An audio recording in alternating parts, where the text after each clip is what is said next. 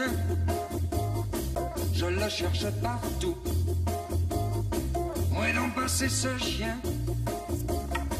Il va me Et rendre une très bonne nouvelle. Figurez-vous qu'on savait que les chiens étaient dressés pour détecter les odeurs. Alors les odeurs d'explosifs, les odeurs de cannabis. Et maintenant, grande première, ils sont aussi plutôt formés pour détecter les odeurs de tumeurs et de cancer du sein. Ça, Oui, c'est incroyable. C'est incroyable. Alors, le cancer du sein, c'est quand même la deuxième cause de décès chez la femme. Et tous les prévisionnistes en matière de santé disent que ce cancer, ce nombre de décès va exploser. D'abord parce que la population de femmes augmente, donc ça c'est mathématique, et aussi en raison du vieillissement. Alors, pour essayer de se sortir le mieux possible d'un cancer, l'idéal, c'est le dépistage le plus précoce possible.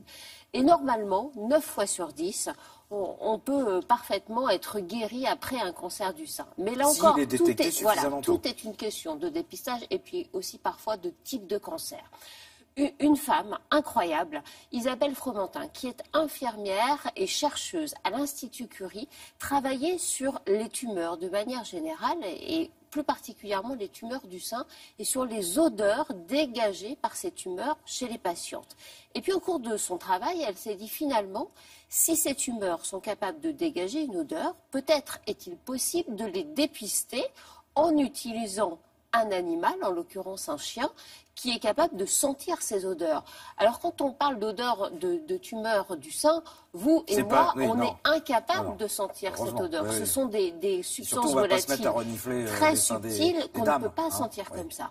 Et l'objectif, c'est d'être... ce film, Didier, oui. Où il lui disait, il ne faut pas renifler les gens. Exactement. Non. Donc on parle de réseau, olfactivement, c'est quoi? C'est 20 à 25 fois supérieur la truffe d'un chien? Beaucoup plus que ça, beaucoup plus que ça. C'est plutôt de l'ordre de 200 fois, plus puissant, plus fin que nous. Ils sont capables, surtout, d'être éduqués pour aller chercher des odeurs précises.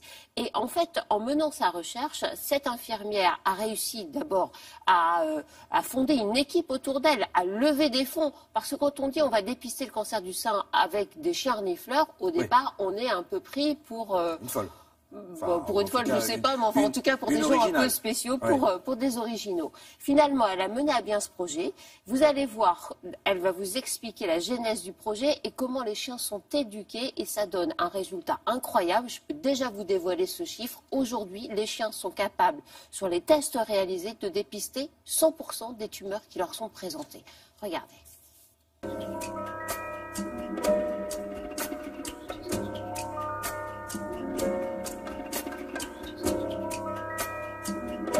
Recherche, elle consiste à essayer de détecter le cancer du sein en transcutané, c'est-à-dire à travers la peau, avec l'aide de chiens. Alors c'est assez simple, on positionne une compresse sur la peau, pour l'instant pendant une nuit, une compresse relativement large. C'est envoyé sur le site où les chiens sont élevés et vivent, et eux, ils vont renifler dans des cônes et dire il y a cancer ou il n'y a pas cancer. L'odeur du cancer, personne ne la connaît. Pour apprendre à un chien à détecter l'odeur très précise, on passe par une phase qu'on appelle la phase de mémorisation. On est parti sur le principe que nous allons faire mémoriser au chien première cellule cancéreuse. Le but étant d'ancrer ce qu'on appelle dans la mémoire profonde du chien, cette odeur-là bien particulière que nous-mêmes, nous ne connaissons pas. La première publication, le premier article scientifique qui parle des chiens et de la détection du cancer, c'est dans une grande revue, le Lancet, et c'est un médecin qui dit qu'une femme est venue sous le seul argument que son chien avait changé de comportement et arrêtait pas de la renifler et que c'était inhabituel. Et en cherchant, il a trouvé qu'elle avait un mélanome. Et puis après, d'autres articles scientifiques sont arrivés et observé cette capacité du chien. Dans cette recherche, il n'y a pas de contact entre l'animal et la femme. Pour l'instant, on a fait une première phase de recherche avec des objectifs assez simples. Est-ce que les chiens sont capables de détecter le cancer et à travers la peau? Là, pour l'instant, on a fait l'éducation des chiens, on s'est occupé de ça, et de voir sur une petite série de volontaires, est-ce que ça marche ou est-ce que ça ne marche pas? On a eu d'excellents résultats puisqu'ils ont réussi à détecter 100% des cancers. Doucement, cherche.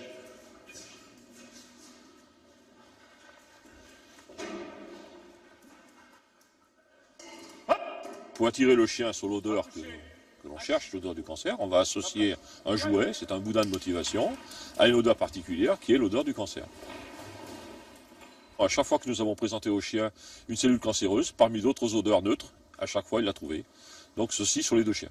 Nous, ce qui nous intéresse, ici on est à l'Institut Curie, on s'occupe beaucoup des cancers féminins et notamment du cancer du sein. Donc naturellement, on a été là-dessus en se disant on va essayer de faire encore un step de plus, hein, c'est-à-dire essayer de faire du transcutané à travers la peau. Pourquoi c'est très très important? C'est que si on y arrive, c'est bien pour le cancer du sein, parce que c'est très simple. Et puis, ça veut dire qu'on pourrait détecter d'autres cancers à travers la peau. Et ça, c'est aussi un point important de cette recherche. L'enjeu, c'est d'aller vite pour pouvoir vite le proposer à ceux qui en ont besoin. C'est absolument révolutionnaire. Il y a Oui. plusieurs questions, je pense, que nos téléspectateurs se posent. La première, c'est que si vous êtes propriétaire d'un chien, est-ce que vous pouvez emmener votre chien dans un endroit pour le former? Parce que vous dites, attendez, le récepteur olfactif, je l'ai là. Donc, si jamais j'ai un problème, quitte à ce qu'il soit formé à détecter ce type d'odeur. Est-ce que c'est possible, ça? Non, parce que tous les chiens, d'abord, n'ont pas la même capacité. Ensuite, c'est une formation. Là, on a affaire à des Malinois qui sont formés déjà au travail à la base. La formation a duré 5 mois avec des professionnels où ils ne font que ça à longueur de journée. Hein, et on leur a fait sentir des centaines et des centaines d'échantillons avec des odeurs différentes. Et puis les échantillons avec l'odeur que l'on recherchait. Au départ, on ne savait pas d'ailleurs quelle était l'odeur recherchée. Donc non, votre propre chien, c'est pas possible. En revanche, l'idée c'est, là, on a 2 chiens, Thor et Nikios. L'idée c'est de former d'autres chiens pour pouvoir développer tout ça. Et d'ailleurs, cette équipe de Curie, qui est une équipe pluridisciplinaire, va passer maintenant à une phase supérieure où il va y avoir des tests de réaliser sur 1000 femmes. Donc il y aura certainement un appel au volontariat. Je me permets aussi de dire qu'il fonctionne grâce à la générosité des gens et que vous pouvez les aider en faisant un don.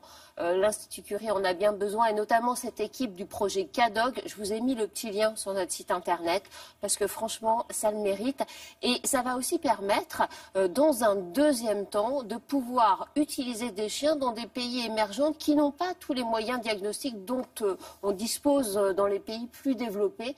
Franchement, c'est un travail formidable. Il fallait y croire, il fallait avoir la volonté et le charisme pour mener ce projet. Moi, j'ai été emballée par cette équipe. Merci infiniment.